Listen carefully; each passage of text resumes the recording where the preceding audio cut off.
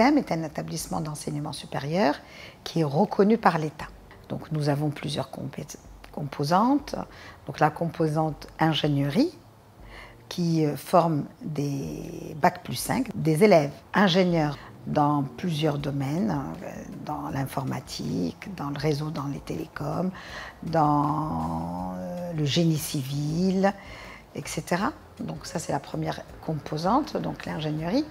Ensuite, nous avons une business school qui fonctionne sur un modèle licence-master dans les domaines de sciences de gestion, du marketing.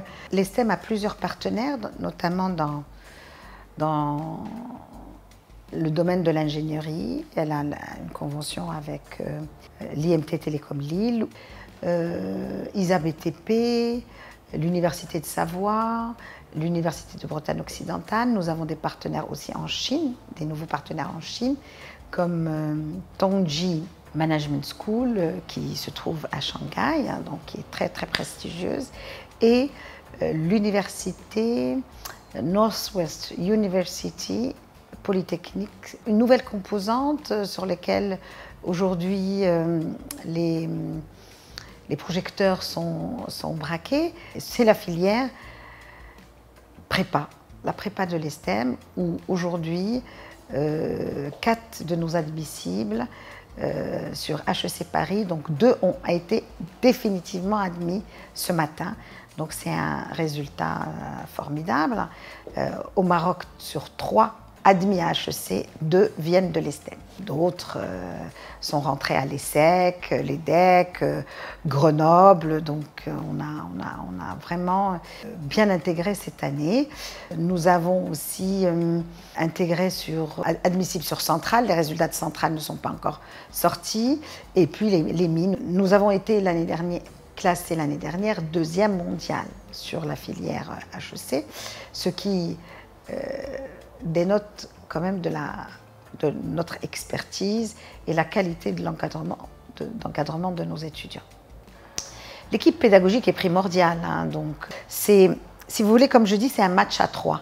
Il y a d'abord l'étudiant, avec sa motivation, ses performances et les challenges qu'il met dans sa tête, son mental, et sa capacité de travail, son autonomie, sa niaque, comme on va dire.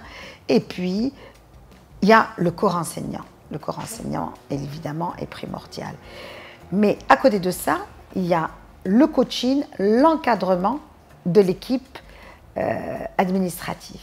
Et donc ça, c'est un autre paramètre que nous avons mis en place et qui donne beaucoup de résultats, parce que l'étudiant dans les classes préparatoires ne doit pas être livré à lui-même.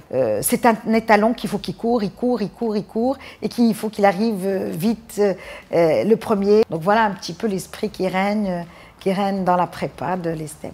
Donc je comprends un étudiant nouvellement bachelier, son envie d'autonomie, de partir loin de papa-maman, son envie de liberté, de sortir sans condition. Si vous voulez, pour quelqu'un qui a un projet pédagogique, de faire de sa carrière qui mette en place, si vous voulez, sa carrière en premier, il est clair que faire une prépa près de chez soi est très positif. Et près de chez soi, mais une prépa aussi performante. Donc voilà, parce que partir en France, commencer de nouveaux repères, être loin du support familial, ça peut aussi être un handicap. L'étudiant doit, de l'autre côté, est livré à lui-même, il doit cuisiner. Souvent, ils sont loin de leur école, donc s'ils ne sont pas dans les bonnes conditions de travail, je veux dire, une prépa, ça ne peut pas fonctionner.